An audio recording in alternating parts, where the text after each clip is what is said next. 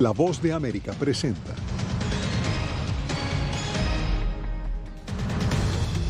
Estados Unidos advierte a Rusia que el uso de armas químicas tendría graves consecuencias. Ucrania alerta sobre la escasez alimentaria que causará la invasión rusa. Además, sin presupuesto el programa de Washington para donar vacunas contra el COVID-19. Y en Nicaragua, la principal opositora, Daniela Ortega, es sentenciada a 8 años de cárcel.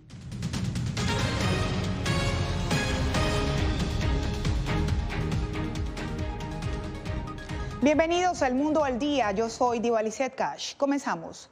A punto de cumplir un mes de la invasión rusa a Ucrania, el presidente Joe Biden advierte a Moscú que el uso de armas químicas tendría graves consecuencias. En este escenario, el viaje de Biden entonces a Europa cobra una mayor importancia y por eso nos conectamos con Jacopo Luzzi en la Casa Blanca.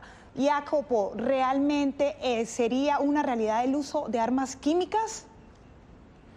Diva, Washington y países aliados acusan a Rusia de afirmar sin pruebas que Ucrania tiene un programa de armas biológicas como una posible excusa para lanzar ataques biológicos o químicos. Esto ocurre desde el comienzo de la invasión, con Rusia acusando a Kiev, y ahora este escenario donde Rusia podría utilizarlas es real, más que plausible. La Casa Blanca ya había prometido consecuencias y ahora el presidente Joe Biden repitió que esto no será tolerado. El presidente Joe Biden se prepara para viajar a una cumbre de la OTAN este jueves en Bruselas, donde se espera que los aliados occidentales analicen cómo responderán si Rusia emplea armas químicas, biológicas, cibernéticas o nucleares. Frente a la amenaza de armas químicas y biológicas, el mandatario estadounidense dijo que el presidente Vladimir Putin se encuentra contra la pared en esta guerra y que por eso acusa falsamente a Estados Unidos y Ucrania de estar listos a utilizar estas armas, pero que Putin podría pronto recurrir a ellas. Sin embargo, no presentó evidencias sobre esta posibilidad. Esa es una señal clara de que está considerando usar ambas. Ya usó armas químicas en el pasado y debemos tener cuidado con lo que está por venir. Él sabe que habrá graves consecuencias debido al Frente Unido de la OTAN, pero el punto es que es real. La Casa Blanca no especificó cuáles serían esas consecuencias, mientras Moscú ya utilizó misiles hipersónicos en este conflicto. Frente a este escenario, Jack Sullivan, consejero de Seguridad Nacional, subrayó la importancia del viaje de Biden a Europa y sobre la posibilidad de que Rusia utilice armas tácticas nucleares más pequeñas que las regulares, dijo: Es algo que nos tiene que preocupar. Según nuestro análisis actual, no hemos cambiado nuestra postura nuclear hasta la fecha, pero estamos constantemente monitoreando esa posible contingencia. Está también otra amenaza. El presidente Biden confirmó lo que la Casa Blanca ya había anticipado el lunes a través de su inteligencia. Rusia estaría planeando un ciberataque contra Estados Unidos y advirtió a las empresas privadas de su país para que puedan fortalecer su seguridad y estar listas. La amenaza no parece ser inminente, pero es concreta, dijo la Casa Blanca. El Kremlin rechazó estas acusaciones, afirmando que la Federación Rusa no se dedica al bandolerismo, dijo, a nivel estatal. Esto cuando Polonia pidió a Estados Unidos que excluyera a Rusia del G20 y habría ya recibido una respuesta positiva.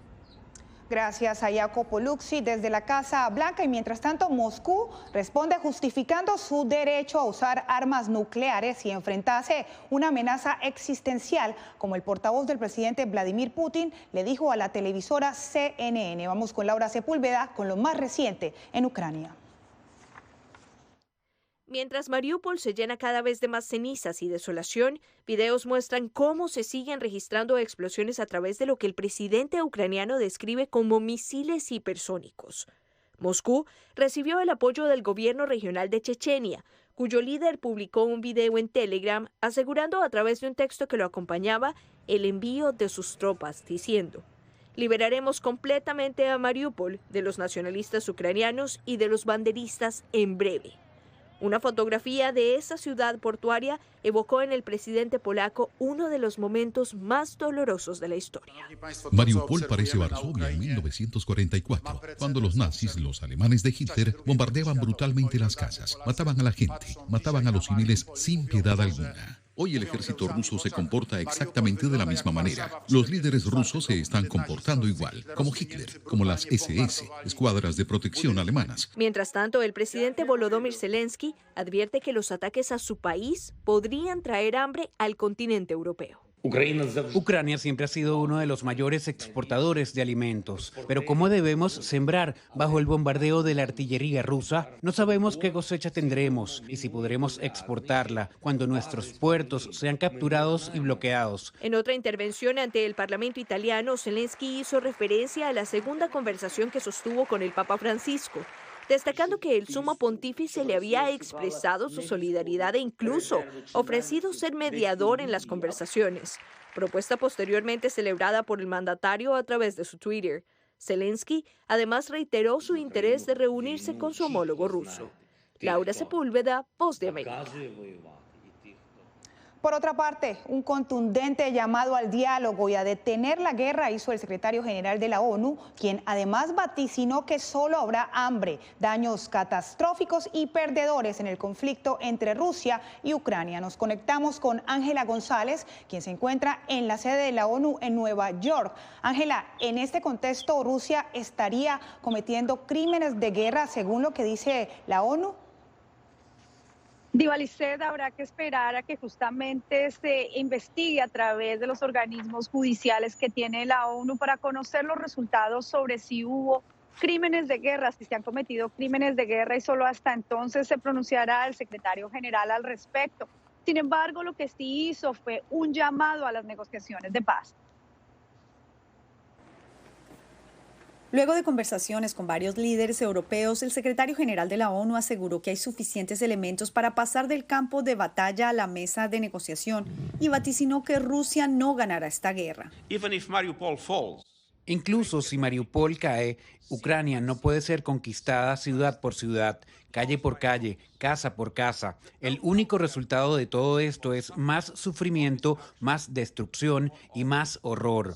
Entre tanto, avanzan las negociaciones para permitir el paso de nuevos convoys humanitarios de la ONU a las zonas más deprimidas, y en la frontera polaca los refugiados hacen filas para recibir asistencia financiera, servicios de protección y consejería. Estamos aquí frente al centro de inscripción para efectivo que ACNUR ha instalado para apoyar a las familias refugiadas ucranianas vulnerables. Sudáfrica presentó ante la Secretaría General un segundo proyecto de resolución sobre ayuda humanitaria, el cual será discutido por los países miembros junto a la promovida por México y Francia este miércoles en la Asamblea General. Lo más probable es que haya un debate seguido de una acción sobre una resolución, pero nuevamente eso no está confirmado, solo por el hecho de que son dos borradores. Y aunque se ha rumorado que el presidente Zelensky se podría dirigir a la plenaria de la Asamblea General este miércoles, estas son versiones que todavía no han podido ser confirmadas oficialmente. Gracias a Ángela González desde la sede de la ONU en Nueva York. Y mientras tanto, rusos y ucranianos que huyen de la guerra siguen llegando a México con la intención de pedir asilo en Estados Unidos, pero como nos lo informa Vicente Calderón, el trato que reciben ambas comunidades es muy distinto. Esta pareja rusa pide asilo en Estados Unidos. Si no salíamos, nos mataban. Dicen que sus vecinos les amenazaron por pertenecer a una iglesia norteamericana, así que viajaron desde Rusia hasta México. Viajamos a España, a Barcelona, luego a México y Tijuana. Pero les negaron ingreso a la Unión Americana y quedaron varados en Tijuana. Lo mismo le pasó a Antón, un maestro ruso que llegó a principios de marzo. Es que participaba en protestas aún antes de la guerra y pues recibía amenazas por parte del gobierno ruso. Él y unos 30 compatriotas acamparon durante una semana junto al puerto fronterizo. Niños, adultos y mujeres embarazadas durmieron a la intemperie hasta que las autoridades los retiraron emigraron. El gobierno estadounidense mantiene vigente el Título 42, una disposición sanitaria que faculta a sus agentes a negar el acceso a los peticionarios de refugio con el argumento de la pandemia. Siguen siendo los ciudadanos ucranianos a los únicos a los que no se les aplica el Título 42. Debido a la invasión rusa a Ucrania, ellos son admitidos casi de inmediato. Activistas pro-inmigrantes denuncian discriminación. El gobierno ruso dijo que iban a tomar medidas contra los disidentes. Es un caso clasiquísimo de asilo político y deberían procesarlos. Un memorándum de aduanas y protección fronteriza revelado por la cadena CBS justifica la excepción citando la crisis humanitaria creada por la agresión de Rusia contra Ucrania. Vicente Calderón, Voz de América, Tijuana, México.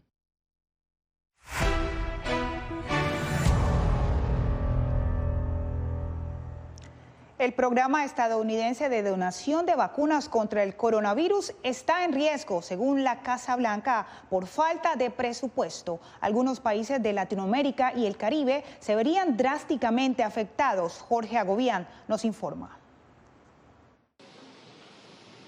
De las 1.200.000 vacunas contra COVID-19 que Estados Unidos compró para donar a otros países, 700 millones están en riesgo de no ser entregadas. La razón, la Casa Blanca argumenta que no tiene presupuesto. Le hemos solicitado al Congreso alrededor de $22.500 millones en fondos de emergencia por el COVID para ayudar tanto a nuestra respuesta global como a nuestras respuestas nacionales. Pero el Congreso no agregó esa solicitud a un billonario presupuesto promulgado por el presidente Joe Biden la semana pasada. Líderes republicanos piden primero una explicación del uso de $6 billones que fueron adjudicados anteriormente a la administración Biden para los mismos fines. El déficit de fondos afectará la donación de vacunas a países de ingresos bajos o medianos, a los que Estados Unidos prometió millones de dosis. Así lo indicó Natalie Killian, coordinadora adjunta de la respuesta a COVID-19 de la Casa Blanca. Y eso se debe en gran parte a que esos países no tienen suficiente infraestructura, suficientes fondos para poder suministrar esas vacunas. Y por eso le estamos pidiendo al Congreso que otorgue a USAID y a los CDC alrededor de $3.000 millones para ayudar a esos países a convertir esas dosis que hemos comprado en inyecciones. En la región hay países que sufrirán las consecuencias, advirtió la funcionaria. Incluidos países como Haití que necesitan ayuda. Esos esfuerzos de USAID deberán reducirse o detenerse si no conseguimos financiamiento adicional. Hasta ahora, Estados Unidos ha donado cerca de 65 millones de dosis a Latinoamérica y el Caribe. Recientemente, el presidente Biden prometió 2 millones de dosis adicionales a Colombia para ayudar a vacunar a la población migrante en ese país. Al cierre de este reporte, la Casa Blanca no respondió a la Voz de América si el déficit presupuestario podría impactar ese compromiso. Jorge Agobián, Voz de América, Washington. La farmacéutica china Sinovac hizo oficial su intención de construir una planta de producción de vacunas contra el COVID-19 en Ecuador. Una internacionalista le dijo a Néstor Aguilera que es parte de la estrategia del país asiático de afianzar su presencia en la región. El gobierno ecuatoriano ve con optimismo la intención de la farmacéutica china Sinovac de invertir en este país alrededor de $50 millones en una fase inicial para la construcción de una planta de producción de vacunas, entre las que figuran la del COVID-19. Ha visto en el Ecuador un ecosistema amigable y seguro para invertir. Este proyecto pretende convertirse en un plan integral que incluye además la producción de biológicos, también la realización de ensayos clínicos. El gobierno chino expresó su complacencia por el fortalecimiento de la cooperación con el Ecuador, que se tradujo semanas atrás en la visita del presidente Lasso a ese país. El día de hoy inicia un nuevo proceso de cooperación exitoso que durante los próximos 2 años estará encaminado a fortalecer la relación y a fortalecer el trabajo que se realiza en conjunto. Para la directora de Relaciones Internacionales de la Universidad SEC, Karen Garzón Cherdek, la vacuna se ha convertido en un símbolo de poder y una estrategia diplomática de potencias mundiales, incluida China. Tiene su origen precisamente en el discurso de China de que la vacuna es un bien público mundial y algo que China trata de revertir frente a esta imagen de ser el culpable del origen de la COVID-19 a ser el país que da la solución. Por ahora no se precisa dónde se construirá la planta china. El gobierno de ese país es el principal proveedor de vacunas del Ecuador. Néstor Aguilera, Voz de América, Quito. A continuación, en Guatemala sigue la turbulencia en el Poder Judicial. Ya volvemos.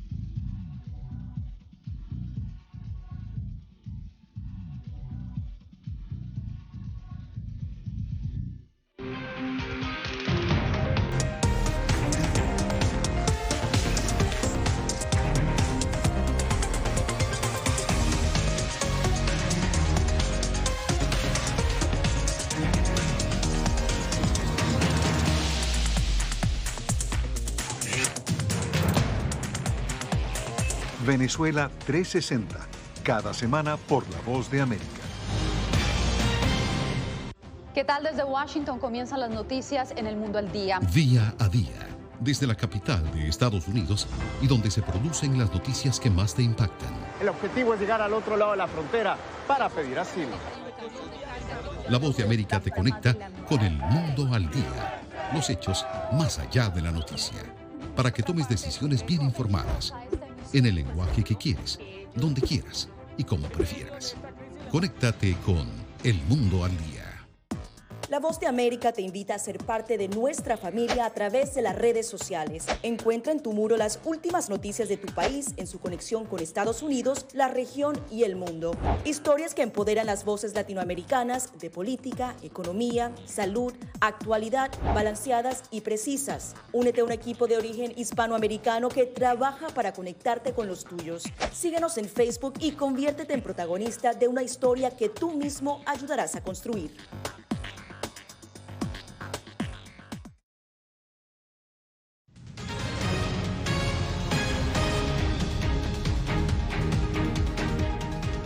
La principal adversaria política del presidente Daniel Ortega fue condenada por la justicia nicaragüense a 8 años de prisión y a una multa millonaria por supuesto perjuicio al Estado. Donaldo Hernández nos tiene los detalles.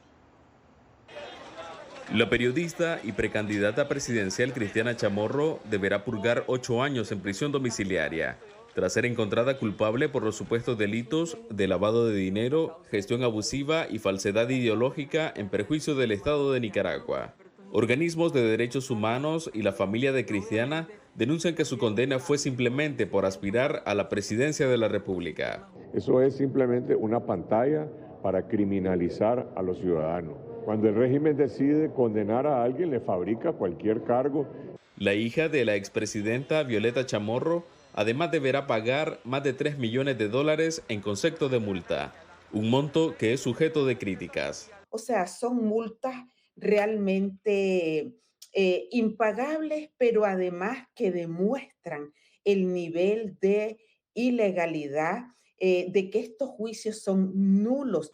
El presidente Daniel Ortega, en reiteradas ocasiones, negó que Cristiana Chamorro sea una presa política y adelantó que su condena sería inminente. Aquí no estamos juzgando candidatos. Aquí se está juzgando a criminales que han atentado contra el país al intentar nuevamente organizar otro golpe de Estado. Además de Cristiana, también fue condenado su hermano Pedro Joaquín Chamorro y otros 3 trabajadores de la Fundación Violeta Barrios. Donaldo Hernández, Voz de América. Y en Guatemala, la jueza Erika Aifán renunció a su cargo en medio de una controversial actuación catalogada por la CIDH como una persecución contra jueces y fiscales que luchan contra la corrupción. Eugenia Sagastume describe el panorama en Guatemala. Hoy he decidido presentar mi renuncia al cargo. Erika Lorena Aifán, con 19 años de carrera como jueza en Guatemala y 6 años a cargo del juzgado de mayor riesgo, anunció que deja el cargo porque teme por su integridad. Porque no cuento con garantías suficientes de protección a mi vida y a mi integridad. Asegura que su decisión fue tomada tras haber recibido amenazas desde altos niveles del Estado. He conocido grandes casos de crimen organizado, de donde surgen el mayor número de presiones y amenazas. La ahora ex jueza enfrentaba una solicitud de retiro de antejuicio para poder ser investigada a solicitud del Ministerio Público. Ella asegura que las instituciones están cooptadas. Decidieron cooptar nuevamente las instituciones y perseguir a quienes nos atrevimos a combatir la impunidad. En 2021, la jueza Aifán fue reconocida por el Departamento de Estado de Estados Unidos como una de las mujeres de coraje por su labor al frente de la lucha contra la corrupción. El Ejecutivo rechazó cualquier vinculación con la renuncia de Aifán y manifestó su respeto a la independencia de poderes del Estado. La Comisión Interamericana de Derechos Humanos ha mostrado su preocupación por lo que califica como persecución judicial en contra de personas operadoras de justicia y exintegrantes de la Comisión Internacional contra la Impunidad en Guatemala, CICIG. Eugenia Sagastume, Voz de América, Guatemala. Más adelante, conozca por qué hoy se celebra el Día Mundial del Agua.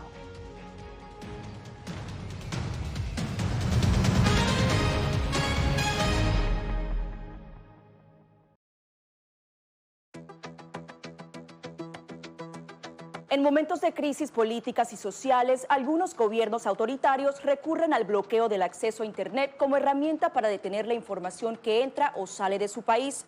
No obstante, existen algunas alternativas que te ayudarán a continuar conectado a la red a pesar de la censura oficial. Una de las más efectivas es el VPN o red virtual privada por sus siglas en inglés. La VPN pretende simular que la persona está en otro lugar del mundo y no en el país que esté restringiendo el acceso a Internet, de manera que es incapaz de detectar esa conexión interna y así se puede utilizar Internet con normalidad. Las ofertas de VPN en el mercado son muchas y las puedes buscar escribiendo las iniciales VPN en los motores de búsqueda, pero es importante descargarla o adquirirla antes de perder la conexión al Internet. Aquí te ofrecemos algunas opciones.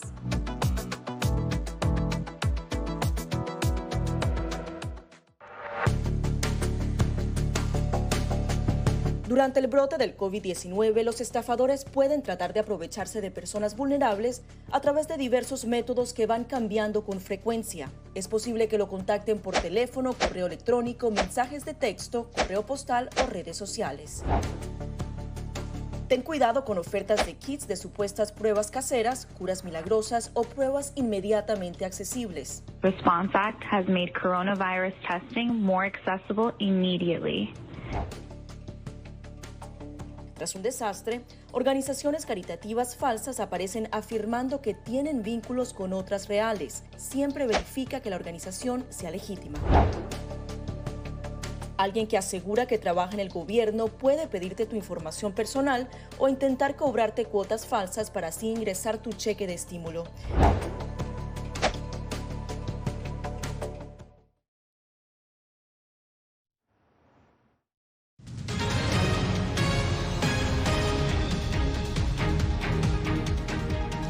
Este martes 22 de marzo se celebra el Día Mundial del Agua, una fecha en la que expertos recuerdan la importancia de este recurso y la falta de acceso a la que enfrentan miles de millones de personas en el planeta.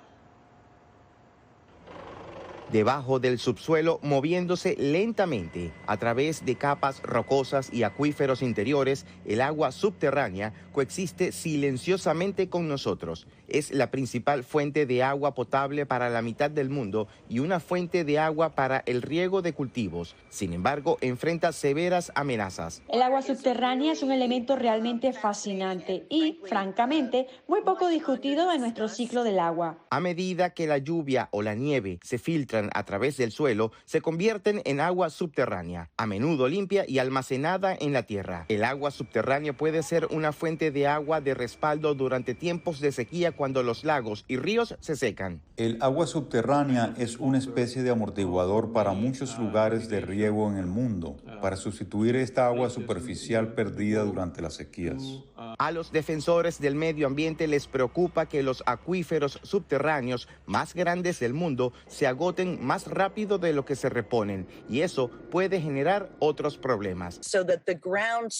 La tierra comienza a agotarse y no puedes volver a reponerla, como tampoco puedes volver a llenarla con agua. has perdido esa capacidad de almacenamiento de agua. La expectativa es que la población mundial siga creciendo. Los expertos dicen que una mejor comprensión y gestión de las aguas subterráneas del planeta pueden ser clave para nuestra supervivencia futura. José Pernalete, Voz de América. Múltiples tornados azotaron partes de Texas y Oklahoma, causando heridos y daños generalizados en áreas cercanas a Austin y Dallas. Según las autoridades, el sistema de tormentas se mueve este martes hacia Louisiana y Mississippi, con el riesgo de peligrosos tornados y fuertes vientos. Al menos 4 personas resultaron heridas este lunes en Texas. Al volver les contamos sobre el más reciente personaje de la actriz mexicana Ilse Salas.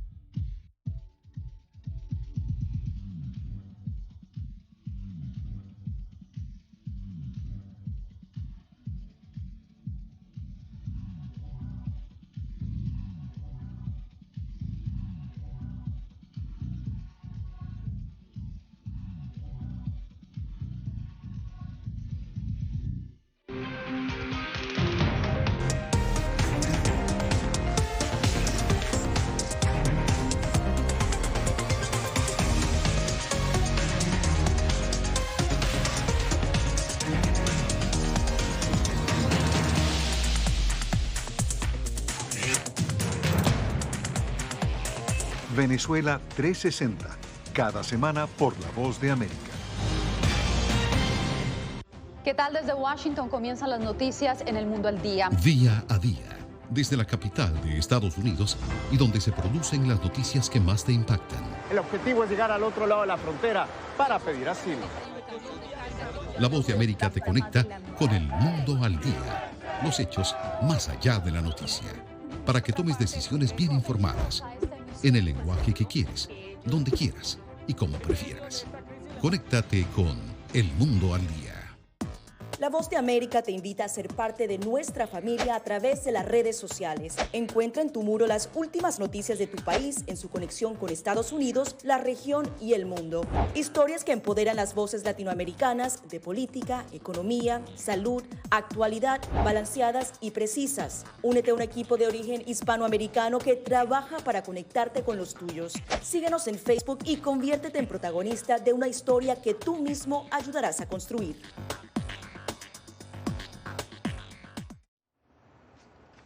Con una amplia trayectoria en cine y televisión, Ilse Salas abarca un nuevo rol como villana en un thriller sobre el lado oscuro de los concursos de belleza. Verónica Villafañe habló con ella. Todo el mundo cree que la belleza es... En la nueva serie Señorita 89, Ilse Salas es Concepción, la matriarca y villana de un ficticio certamen de belleza en México. Tiene un lado de verdugo y de víctima, y que vamos a entender el motivo de sus acciones conforme vayan avanzando los capítulos. Ambientado en la década de los 80, el thriller expone lo feo detrás de la maquinaria de los concursos de belleza. Se hablan de las fiestas privadas, se habla de los intercambios de mujeres con políticos. Claro que la investigación de María René Prudencio, de Lucía Puenzo, pues avalaban muchas cosas y de ahí se construyó la ficción, pero yo siento que sigue superándola la realidad. ¿Qué crees que la audiencia va a extraer de la serie? Creo que se hablan de muchas cosas muy relevantes, como los condicionamientos sociales, los estereotipos de belleza, la cosificación de la mujer, la sexualización de la mujer. Me gusta mucho la combinación de entretener con un contenido que puede llegar a ser bastante profundo. Como en su reciente película Plaza Catedral, que aborda el impacto de la violencia e injusticia social, que llegó a la lista corta pero no logró una nominación al Oscar. Se me hizo el corazón chiquito en su momento, pero la verdad, la película habló por sí sola y estoy segura que eso va a ayudar a que pronto se abra la posibilidad de verla en todos lados. Y sobre su futuro dice: tengo un sueño que es hacer más cine latinoamericano, porque es el que consumo, es el que me habla directamente. Verónica Villafañe, Voz de América, Los Ángeles. Estamos de fiesta. En Ucrania, un teatro se convirtió en una cocina voluntaria. Actores y todo el personal del Teatro Café preparan comida para soldados y personas desplazadas por los combates. Los artistas hablaron sobre su decisión de contribuir, mientras que un grupo preparaba más de 1.300 kilos de albóndiga. Diva Lizeth Cash les acompañó en el día de hoy.